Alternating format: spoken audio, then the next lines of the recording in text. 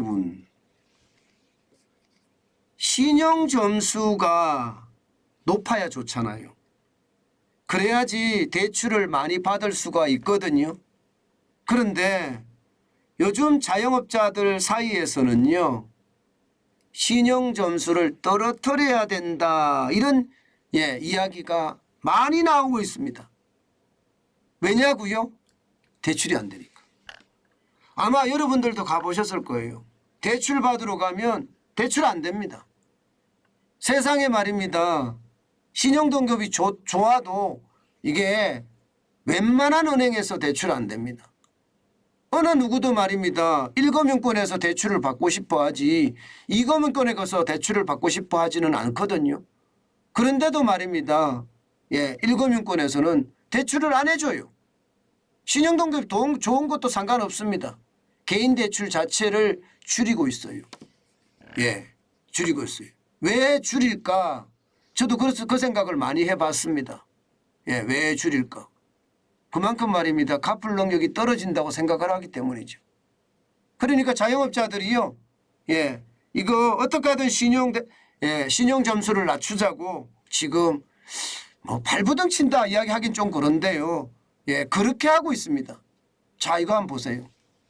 소상공인 자금 대출을 받으려고 하면 신용 점수 조건이 있습니다. 744점 이하입니다. 744점 이하면 말입니다. 대출을 받을 수가 있는데 이것도 말입니다.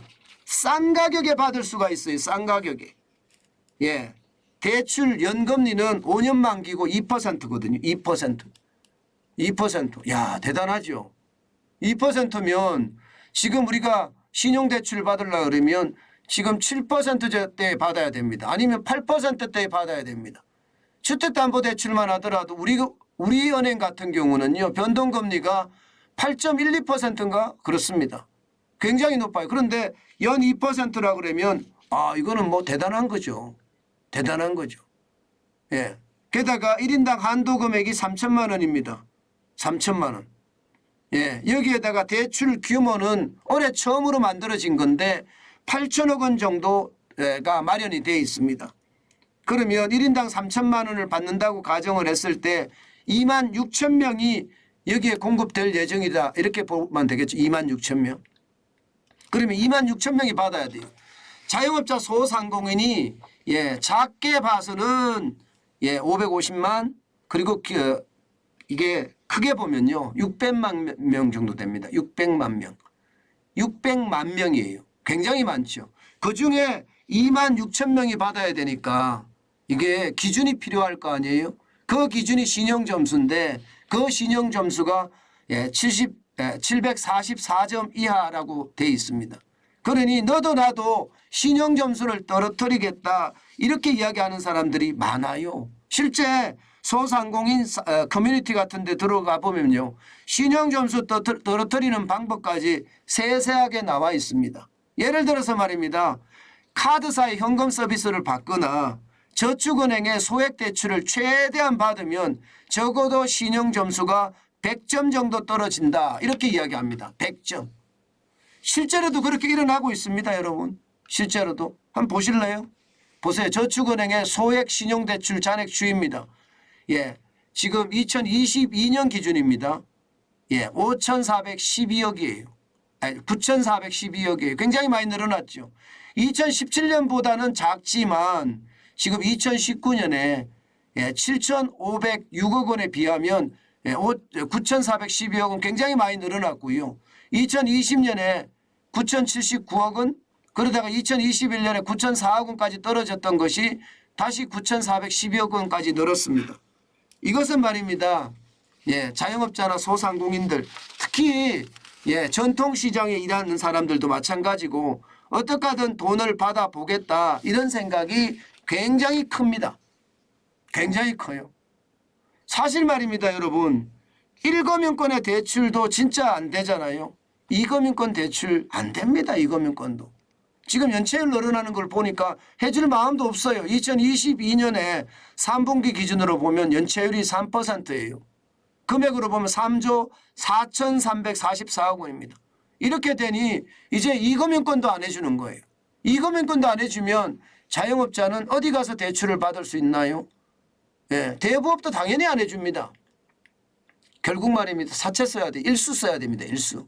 일수 쓰면 이자가 어마어마하잖아요. 그죠?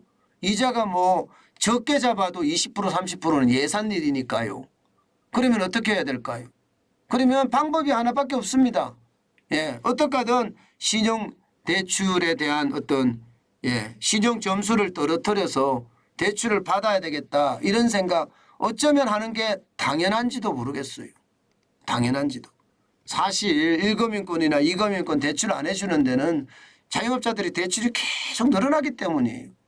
2020년에 1인당 평균 부채가 1억 6,830만 원이었는데요. 2021년에는 5.8%가 늘어났습니다. 그래서 1억 7,805억 원까지 늘어났습니다. 이렇게까지 늘어나니까 안 해주는 거죠. 당연히. 예, 게다가 자영업자 부채 여러분도 알다시피 폭발 직전입니다. 2022년 3분기 현재 보면 말입니다. 1,014조 2천억 원이에요. 이거 부채 폭발에 대한 위험성이 있다고 제가 말씀을 드렸는데 실제로도 있습니다. 예, 지금 말입니다. 여러분 생각을 해보자고요. 일부러 신용점수를 떨어뜨려서 소상공인 진흥기금을 받으려고 하잖아요.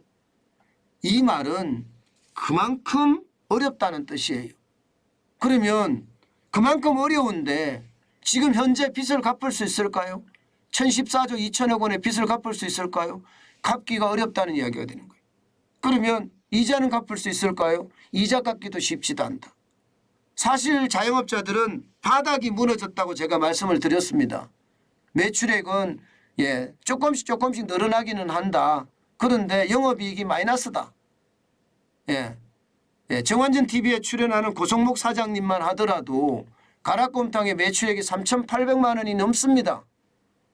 12월 달에 말입니다. 그런데 적자가 났어요.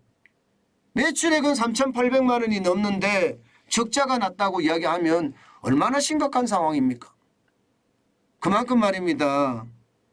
매출액이 늘어도 인건비 부담이 크고 식재료비 부담이 크고 여기에다가 월세 부담까지 크니까 뭐 버틸 수가 없는 거죠.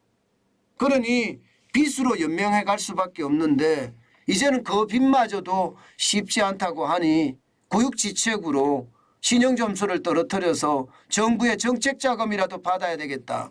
뭐 그렇게 이야기한다는 것. 그거 참 슬픈 일입니다. 그죠? 굉장히 슬픈 일입니다. 그렇지만 그게 현실인 걸 어떡합니까? 지금 우리 바닥 경제가 그만큼 어렵다는 뜻이니까요.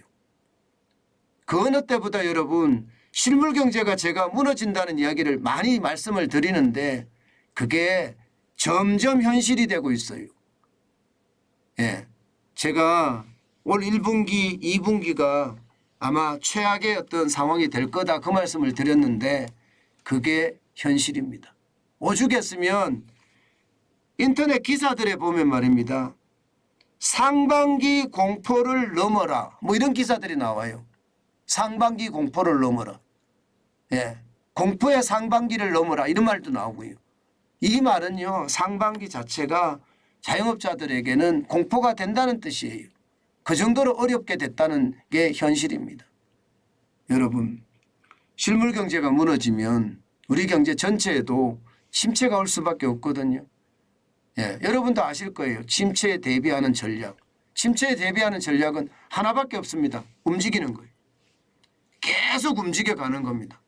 그래야만 이게 제가 봐서는 성공의 모양새가 나오지 않겠느냐. 저는 그렇게 생각합니다. 여러분 움직이십시오. 움직이는 것은 돈이 들지 않습니다. 오히려 운동도 되고요. 또 나의 변화도 깨할 수 있으니까 그것은 결국 스스로 돕는 게 됩니다. 스스로 도와야지 하늘도 돕습니다.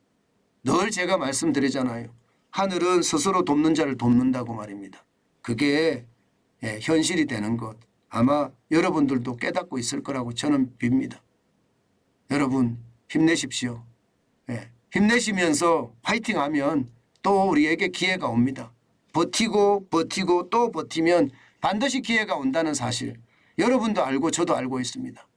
앞으로 버티면서 함께 저랑 의지하면서 함께 했으면 좋겠습니다.